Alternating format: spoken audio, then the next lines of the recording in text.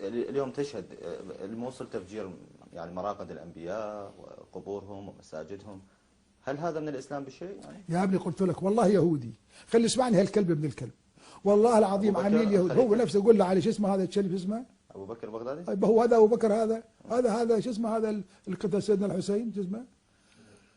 شمر، هذا الشمر، وحتى الشمر أشرف منه بعد، هذا شنو؟ هذا بعد عميل يهودي لا أكثر ولا أقل. والله داعش وماعش والنصرة وحتى محمد عبد الوهاب أبو الوهابية كلهم صناعة يهودية بالمية مية، وخلي يقتلوني إذا شوف. وأنا مسؤول عن هذا الكلام أمام رب العالمين، إذا كان مو صحيح الله يحطني بجهنم، لأنه يكون على علماء وأصحاب دين.